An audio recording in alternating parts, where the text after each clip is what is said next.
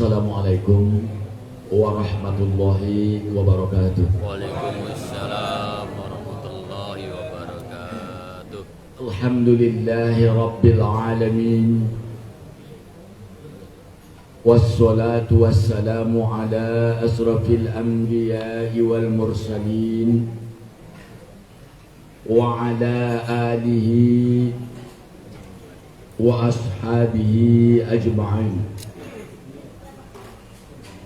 Ashhadu an la ilaha illallah wa ashhadu anna Muhammadar Rasulullah. Allahumma salli ala sayyidina Muhammad wa ala ali sayyidina Muhammad. Alhamdulillahillazi ahyana ba'da ma amatana wa ilaihin nusur.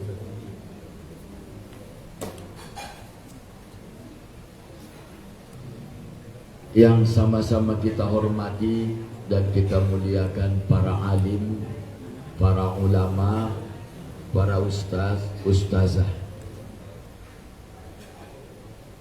direktur rumah sakit, direktur Majelis Duha Nasional dan seluruh pengurusnya.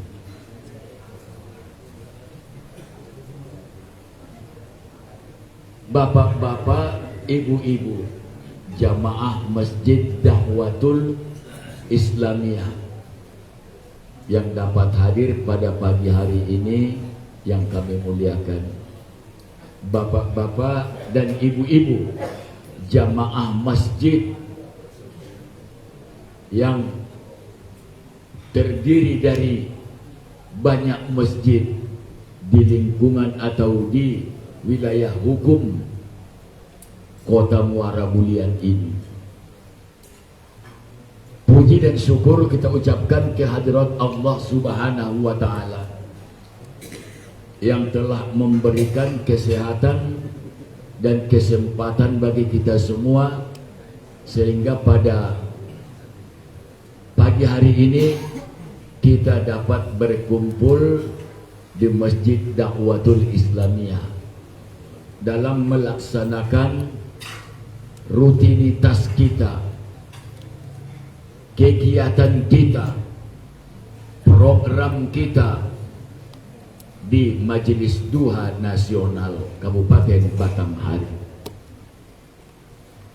Sholawat beriring salam kepada junjungan kita Nabi Muhammad sallallahu alaihi wasallam. Allahumma sholli wa sallim wa barik alaihi. Bapak-bapak, ibu-ibu, hadirin wal hadirat sekalian, kalau tadi hampir tersebut direktur rumah sakit, sebenarnya bukan itu yang ingin saya sampaikan. Cuma saya ingin menyampaikan saya tidak dalam keadaan sehat-sehat saja. Itu sebenarnya tidak dalam keadaan sehat-sehat saja. Tapi karena direktur tidak dengar telepon saya, telepon diolah yang didengarnya. Akhirnya daripada jamaah nunggu-nunggu, walaupun dalam kondisi tidak baik-baik saja, saya datang juga. Iya, seandainya direktur dengar telepon saya mulai dari kemarin, ngangkat. Pak direktur kita ini kan milih-milih orang ngangkat telepon. Iya, tidak sembarangan orang bisa telepon beliau. Kadang tidak diangkatnya itu. Itu Bapak sekalian. Direkturnya tidak ada. Sakit. Pantaslah dia tidak dengar telepon saya. Iya. Pantas beliau tidak mendengar telepon saya. Kemarin 2 hari yang lalu beliau menelepon hari Jumat kalau tidak salah. Pak Ustadz, apa tidak ada yang mengisi hari Minggu? Oh, berarti saya ini cuma mengisi karena tidak ada ustadznya. Kan gitu. Tanggapan saya seperti itu, karena tidak ada lagi baru saya dipanggil untuk ngisi di dakwatul Islamnya. Tapi bagi saya tidak penting seperti itu, tidak ada masalah. Dan seharusnya pagi ini kan kita paham bahwa ustadz-ustadz kita yang sering ngisi pengajian ini, majelis 2 ini, saya tahu semuanya pagi ini ada di As-Sultan, hari santri. Saya pun pimpinan pondok juga saya. Tapi karena tidak didengar tadi telepon itu, nah, udah, saya ke sini. Sebentar lagi saya ke sana. Nah, itu. Bapak sekalian yang saya muliakan. Hari ini puncak hari santri di Kabupaten Batanghari. Sebenarnya hari santri itu kemarin itu ya, tanggal 22 ya. Tanggal 22 Oktober. Ya, 22 Oktober. Dan itu hari baru. Bagi Republik ini hari baru. Dulu tidak ada hari santri, tiap hari nyantri. Ya, tiap hari nyantri. Baru belakangan inilah ada ditetapkan oleh kebijakan pemerintah adanya hari santri. Waktu Pak Munawar sekolah dulu, tidak pernah dengar hari santri itu dah. Kita memang di Indonesia ini banyak hari-hari yang seperti itu. Tidak tahu kita entah hari-hari apa. Kadang-kadang kita lupa. Kalau hari ibu tahulah kita kan. Nah, kalau hari ibu kita tahu. Tapi hari-hari yang lain sering lupa karena banyaknya. Entah hari-hari apa namanya. Dan hari ini puncaknya sebagusnya kata kemarin kalau direncanakan tidak usah ada ustadz pagi ini, langsung kita dengar pengajian ke sana rame-rame kan. Ustadz Ar-Rozi penceramahnya, Ustadz ya Ar-Rozi ya, beliau kan tadi malam ceramah di Tebo. Di Tebo, lalu kita sesuaikan jadwal karena beliau sempatnya pagi ini, maka disesuaikanlah jadwal puncak hari santri dengan hari ini, tidak dibuat kemarin, supaya beliau bisa hadir untuk memberikan tausiah.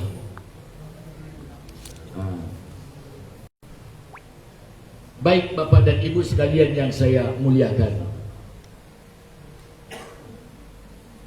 dan hari santri tahun ini ada beberapa lomba. Cuma ada satu lomba yang belum pernah dibuat di Batanghari ini. Tahun ini kita buat. Belum pernah Pak Ridwan. Ya, belum pernah. Selama ini lomba kompangan ada, lomba hadroh ada, lomba nasyid ada, lomba baca kitab kuning ada.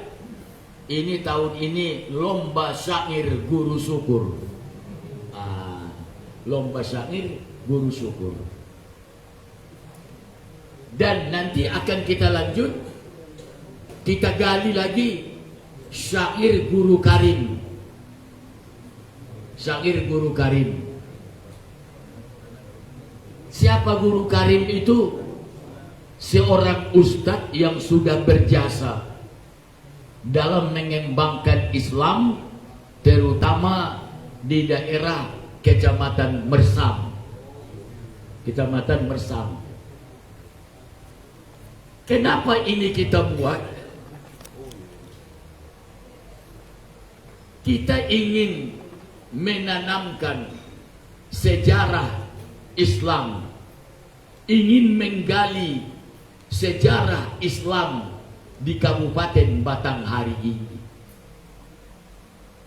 Seperti apa dulu awalnya Islam itu masuk di Kabupaten Batanghari ini? Siapa yang bawanya? Sampai ini belum tahu bisa kita jawab. Siapa yang bawa Islam ke Kabupaten Batanghari ini?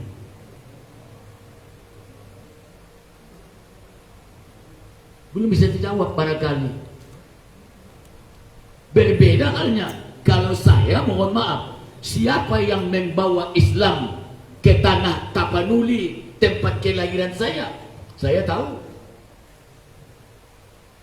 Yang pertama Imam Bonjol zaman Padiri tahun 1800 sekian, itu yang bawa Islam.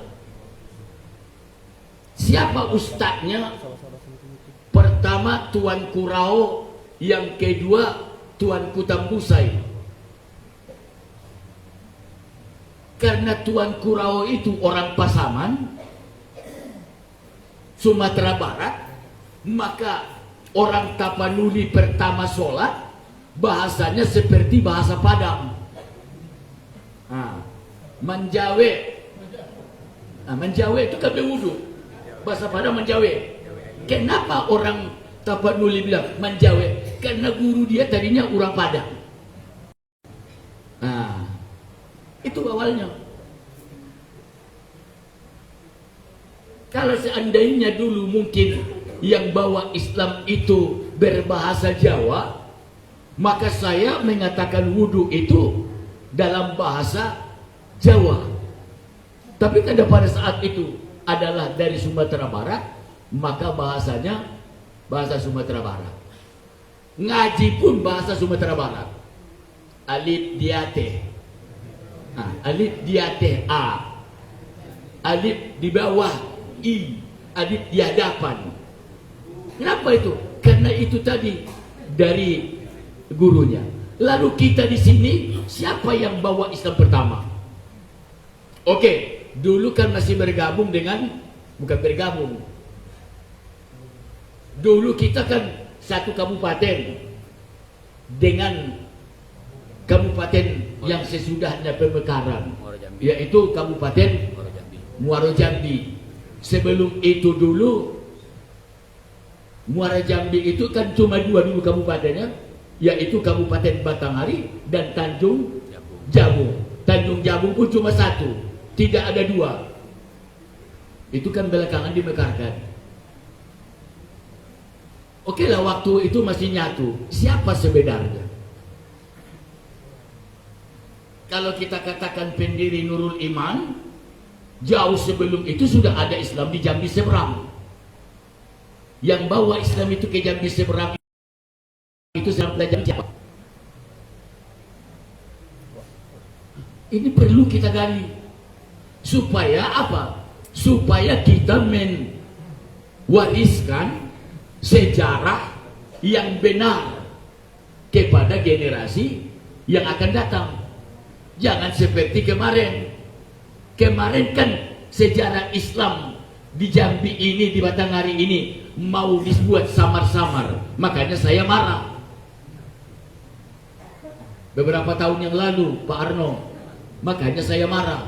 Saya jangan terjadi distorasi sejarah.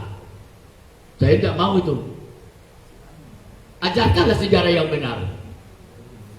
Karena kemarin itu, mohon maaf ya, bukan maksud apa-apa, ingin menjelaskan saja kenapa marah. Karena dikatakan bahwa Islam di kita ini disiarkan melalui wayang. Makanya dibuat masjid lambang wayang. Saya marah. Saya marah.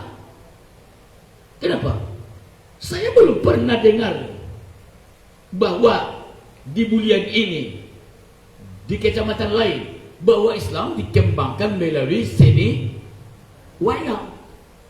Bukan saya benci tentang itu, tapi jangan yang benar atau yang salah lalu diusahakan menjadi benar. Itu yang saya tidak setuju.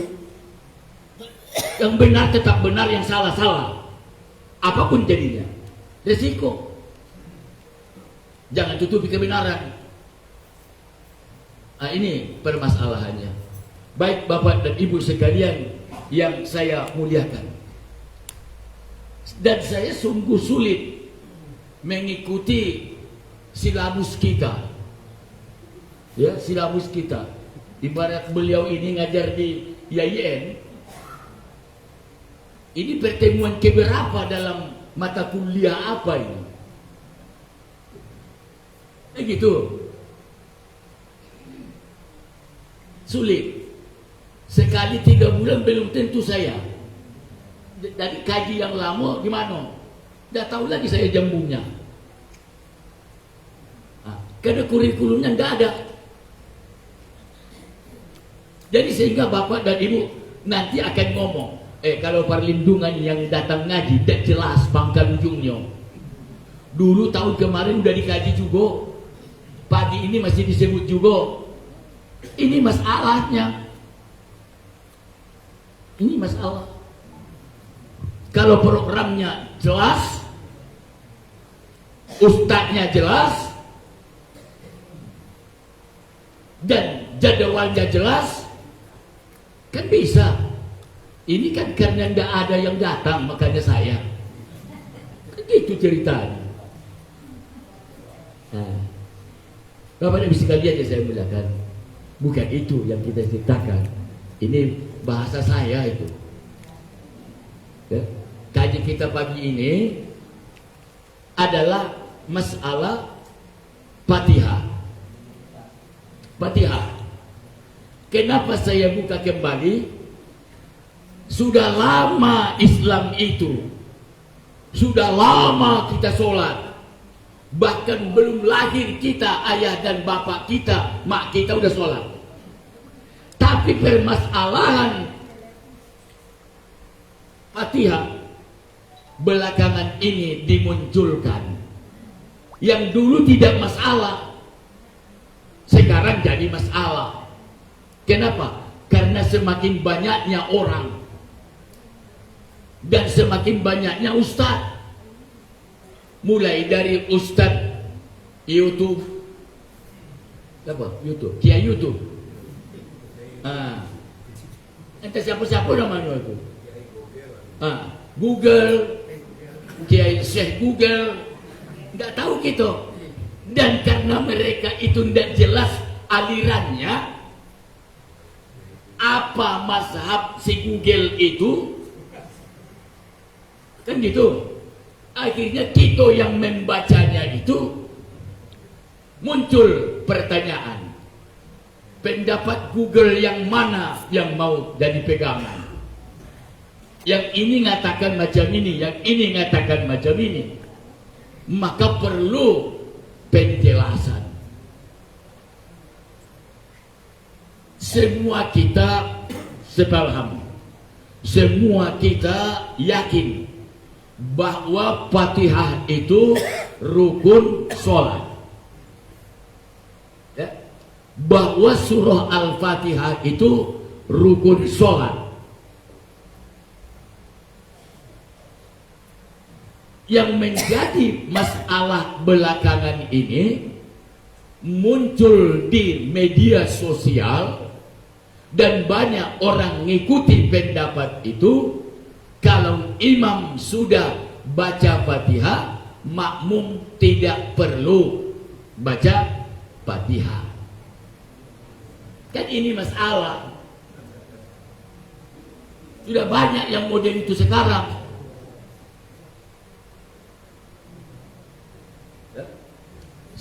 3 tahun yang lalu sebenarnya ini sudah saya jelaskan.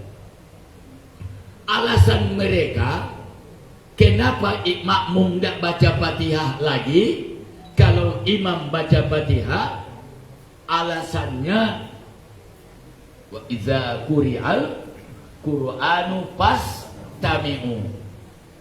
Kalau Al-Qur'an dibacakan, dengarkan.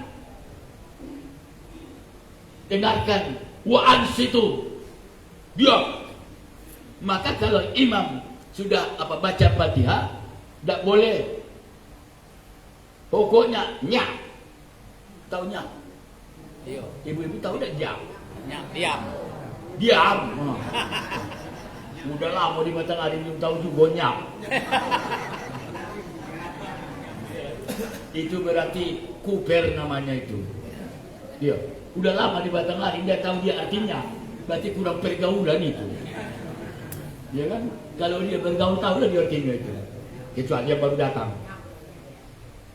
Ibu bapak sekalian, alasan mereka kenapa tidak lagi baca Fatihah, apabila Al-Quran dibacakan, maka dengarkanlah, wastami'u wa ansitulah. Dia la'allakum turhamun. Ayat ini betul, tapi pemahamannya adalah waktu orang baca Quran di luar sholat. Di luar sholat ada orang baca Quran, umpamanya di rumah, istrinya baca Quran, lakinya jangan ribut. Itu yang disuruh. Ya mana tahu gitu kan. Kan dia yang rajin baca Quran itu ibu-ibu kan. Kalau bapak-bapaknya entahlah. Biasanya ibu-ibu yang rajin baca Quran tuh, ya kan? Yang rajin puasa itu ibu-ibu juga kan. Nah, apakah karena pelitnya tidak tahu gitu? Apa karena pelit atau apa tidak tahu. Yang jelas ibu-ibu banyak puasa. Saking inginnya ibadah itu. Kalau laki-laki kan ibadahnya lain itu. Walaupun tekor, tidak punya duit, nazarnya makan-makan itu. Kalau aku sehat, kita makan-makan. Kita motong ayam, kita motong kambing. Kalau ibu-ibu, kalau kita sehat, kita puasa. Nah, tidak ada modalnya itu. Tidak ada modal kan, cuma sahur. Cuma sahur andar itu. Kalau bapak-bapak demam dikit, kalau aku sehat, kita makan-makan. Bagi guru, kemarin ada akreditasi itu, banyak aku tengok di WA. Kalau hasilnya A, kalau hasil akreditasinya A, oh kita makan-makan ke sana. Makan-makan. Kalau ibu-ibu, kalau akreditasi kita A, oh kita puasa kalau-kalau. Puasa. Baik. Itu pendapat saya, Bu. Mudah-mudahan tidak begitu ya. Baik. Tidak diwajibkan baca Fatihah itu bagi makmum yang masbuk. Bagi makmum yang masbuk. Macam mana masbuk itu? Masbuk itu asal katanya sabako, mendahului. Masbukun, didahului.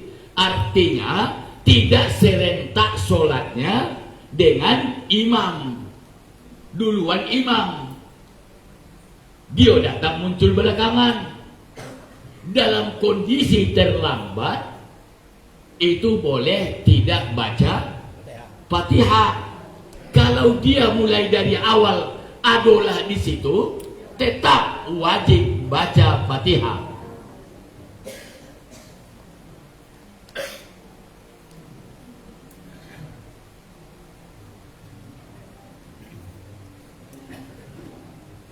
Supaya jelas. Itunya. Anggap saja saya imam. Ya. Walaupun belum ada yang ngangkat saya jadi imam. Ya kan? Saya juga imam. Buktinya dia tercatat dalam pegawai syaraf. Pegawai syaraf masjid mana aku? Tidak ada. Baik, Bapak sekalian. Saya sholat.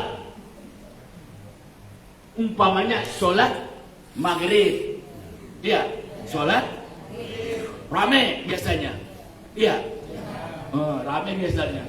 Walaupun sebenarnya itu pertanda banyak munafik.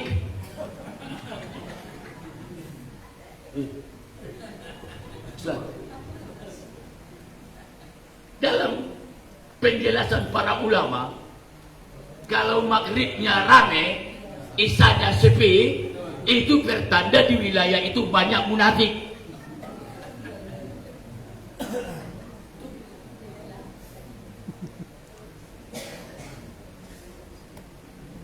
Ya apa dia? Ini nanti perlu kita adakan riset atau penelitian apa unian tuh. Tapi karena itu hadis, saya yakin saya itu 100%. Tapi kalau Jumatnya rame, jamaahnya 100, subuhnya 100, itu baru benar. Itu baru tanda barokah itu akan turun di tempat itu. Barokah dari Allah itu akan datang diberikan kepada masyarakat di sekitar itu. Kalau cuma lebaran saja yang rame, Idul Fitri, Idul Adha, bukan tanda bahwa iman sudah hebat. Kalau hanya maghrib, rupanya maghrib itu, kalau hanya maghrib saja yang rame, kata Nabi adalah pertanda di tempat itu banyak orang munafik. Apa munafik itu? Ya, kita tidak tahulah siapa munafik itu. Cuma tanda-tandanya kita tahu lah. Ya, tanda-tandanya Iza apa? Kalau ngomong berbohong. Nah, itu. Ya kan? Kalau ngomong berbohong. Kalau berjanji tidak ditepati. Bukan diingkari, tidak ditepati. Samulah tu. Kita perhalus saja bahasanya. Orang Indonesia kan suka memperhalus.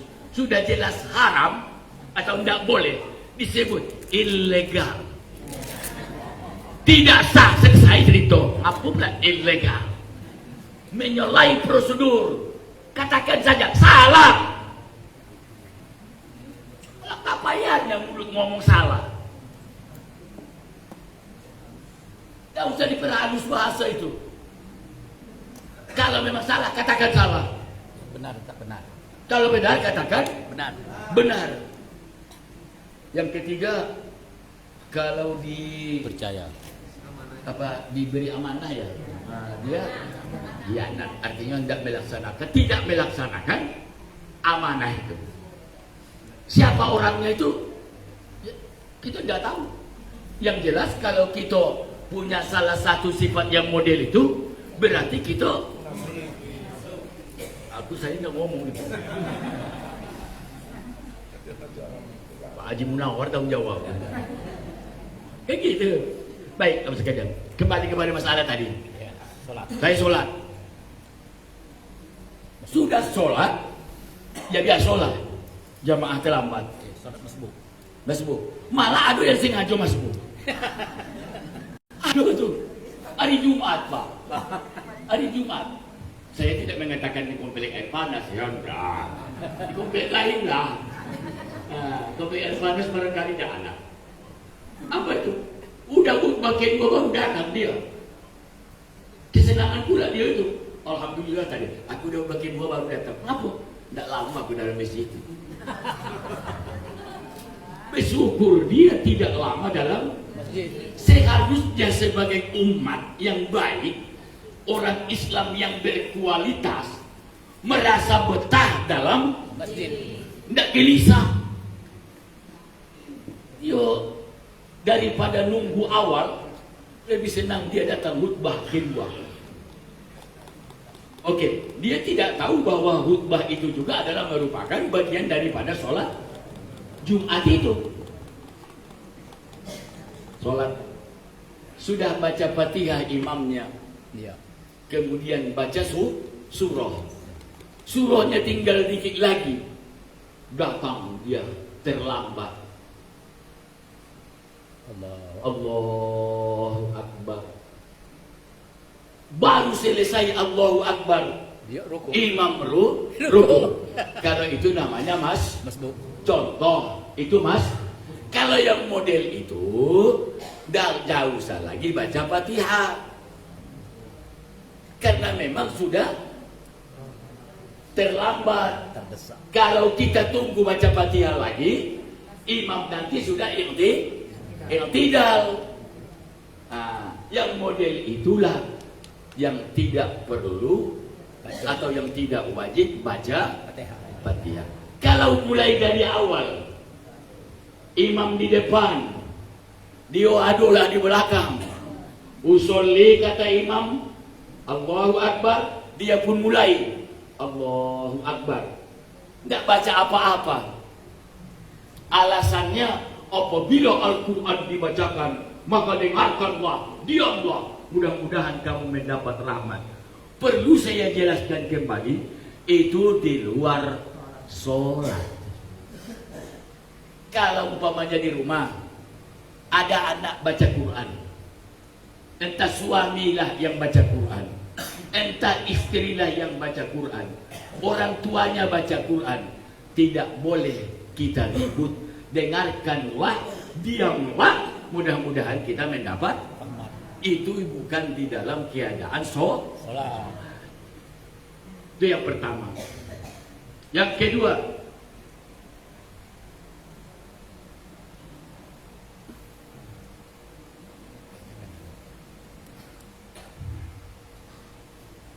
ittafaqal ulama'u ala annal basmalata ba'du ayatin fi suratin namali wahtalafu fil basmalah al-waqi'ah fi awwali suwari ila thalathati madahib.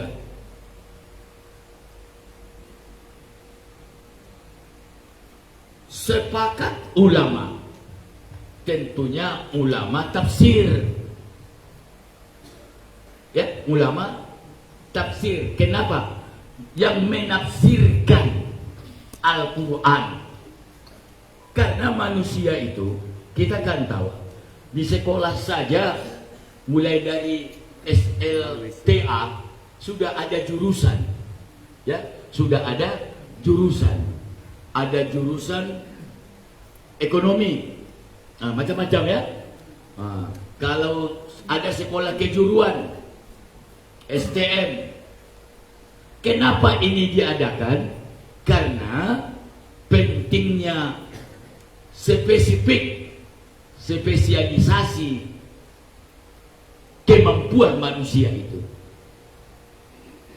Ini kadang, mohon maaf, ulama fikih, katakanlah ulama fikih, ulama zaman dulu dengan ulama zaman sekarang jauh sangat perbedaan kualitasnya. Kalau ulama zaman dulu, dia ahli tafsir, dia ahli fikih, dia ahli tauhid. Sama dengan waktu saya SD, dialah guru bahasa Indonesia, dialah guru matematika, dialah guru olahraga, dialah guru yang lain-lain. Satu, karena guru kelas. Waktu saya SD dulu, cuma siko itulah gurunya. Cuma siko dah. Padek dia. Ya kan? Hebat gurunya itu. Hebat. Jadi, oleh karena itu, perlu spesialisasi. Perlu spesifik. Ini ittafaqal ulama'u. Ulama sepakat. Ulama apa? Ulama tafsir. Apa itu? Berpendapat bahwa bismillah itu adalah bagian ayat pada surah An-Naml. Bagian dari surah An-Naml.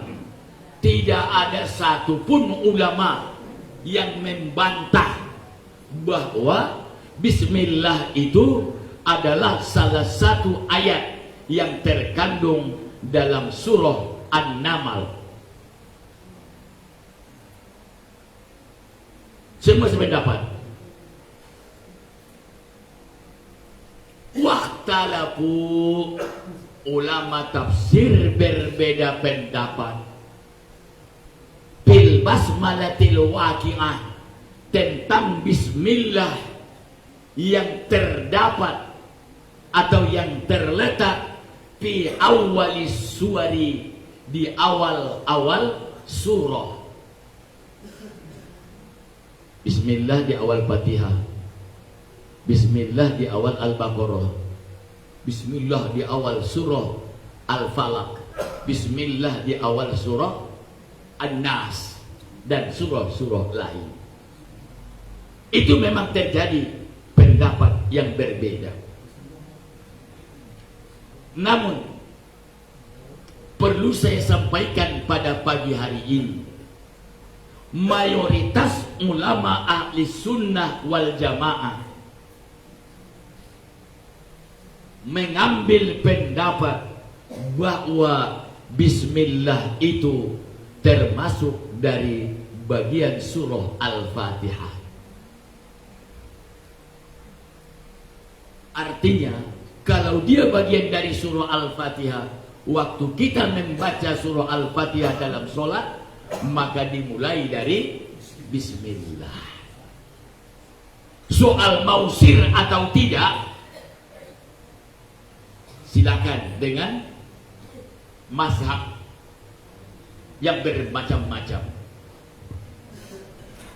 Yang salah adalah jahar pun tidak, sir pun tidak. Tak baca. Itu yang salah. Kalau bacanya dengan sir masih lumayan. Kalau bacanya dengan jahar lumayan. Ya kan? Ya kita kan bagi bapak yang sudah pergi ke Haram atau di Madinah kan gitu kan. Itu kan nampak itu. Apa namanya? Imamnya ya tidak baca Fatihah, tidak baca bismillah secara jahar. Sir. Tapi walaupun sir, kedengaran juga lah. Bismillah. Dengarlah di mikrofon tuh. Cuma tidak macam di kita. Kalau kita kan Bismillahirrahmanirrahim. Kuat kan? Makanya janganlah pula orang kayu hitam. Jalan orang kayu hitam. Pergi umroh. Balik dari umroh, tidak pakai bismillah lagi. Nah, itu kan jangan dulu. Pelajari dulu dengan baik. Yang tidak kedengaran bismillah atau yang sir itu pendapat mazhab mano. Kalau yang jahar itu pendapat mazhab mano. Jangan mentang-mentang dilihat langsung ikut. Pelajari dulu. Tanyakan, kaji. Jangan serta-merta lalu kita ambil hal-hal yang model itu. Itulah terkadang yang membuat kita belakangan ini muncul fenomena-fenomena yang seakan-akan memecah. Ya, gara-gara ya biasalah sebenarnya tidak sependapat itu sebenarnya biasa. Kalau disikapi dengan sifat yang lapang dada atau dengan sifat samhah, sifat toleran, ya kan? Sifat toleran. Cuma toleran sekarang ini seakan-akan hanya ditafsirkan kepada toleransi dalam intern beragama atau antar umat beragama atau antar umat dengan pemerintah, antara pemerintah dengan umat. Sebenarnya toleran itu bukan hanya itu. Toleran itu adalah mengakui perbedaan pendapat dan jangan jadikan itu sebagai sumber yang membuat kita tidak bersatu. Jangan cuma itu.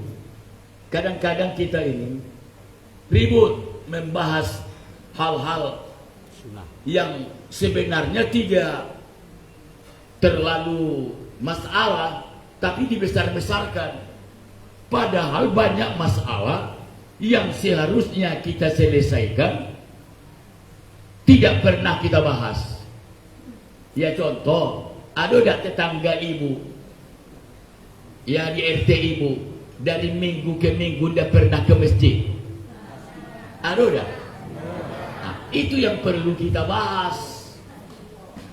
Dari pekan ke pekan tidak pernah ke masjid. Itu yang perlu kita bahas. Kenapa dia tidak ke masjid? Apa kain sarungnya tidak ada? Nah, kalau tidak ada kain sarungnya, macam mana kita mengadakannya? Kita sebagai tetangga, itu yang perlu kita kaji. Apakah karena orang yang tidak ke masjid itu memang uzur selamanya? Itu perlu kita kaji. Supaya apa? Supaya jelas. Ini terkadang kita mengkaji beberapa hal yang sebenarnya kalaupun tidak dilakukan tidak menjadi masalah. Ya, tidak jadi masalah. Tapi kadang-kadang yang tidak masalah dimasalah-masalahkan. Yang masalah dibiarkan. Contoh, ada orang bapak-bapak tidak sholat Jumat berkali-kali berturut-turut tidak masalah.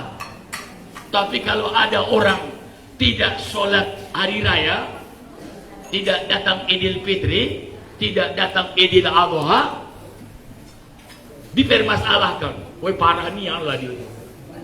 Cuma sekali setahun sholat Idul Fitri, datang dia tadi sholat. Padahal dari segi hukum, kalaupun tertinggal sholat Idul Fitri, kan tidak berdosa dia. Hukum-hukum itu kan sudah muakkad. Tapi kalau kita ini yang dewasa, mustautin pula, cukup syarat tidak sholat Jumat, tentu berdosa. Itu yang perlu dibahas secara mendetail. Baik Bapak dan Ibu sekalian yang saya muliakan, itu masalah bismillah. Jadi oleh karena itu, pada pengajian pagi hari ini saya minta kepada kita, tidak usahlah ragu-ragu tentang itu. Pakai bismillah lah, ya, pakailah. Tapi jangan pula perang. Oh, si anu tidak kedengaran bismillahnya. Ya, baik.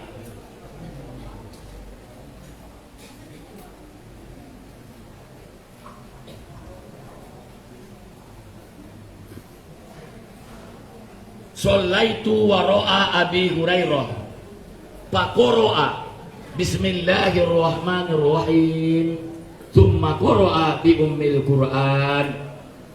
Aku sholat di belakang Abi Hurairah. Kata seorang sahabat, Abi Hurairah baca bismillah lalu baca Al-Fatihah.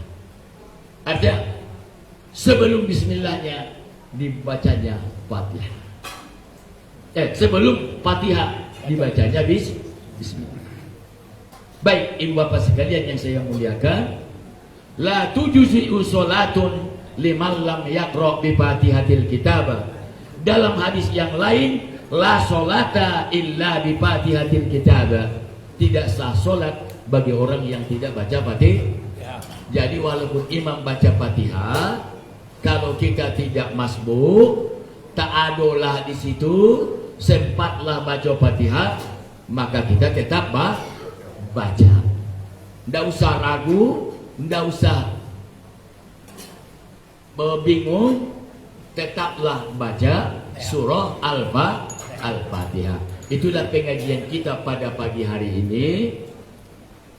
Mudah-mudahan apa yang saya sampaikan ini ada manfaatnya setidak-tidaknya bagi yang masih ragu dengan pengajian pada pagi hari ini. Mudah-mudahan keraguan-raguan itu hilang. Artinya kita sependapat dan kita ambil pendapat yang mengatakan tetap baca Fatihah. Ya, Bu ya? Nah, itulah pengajian kita pada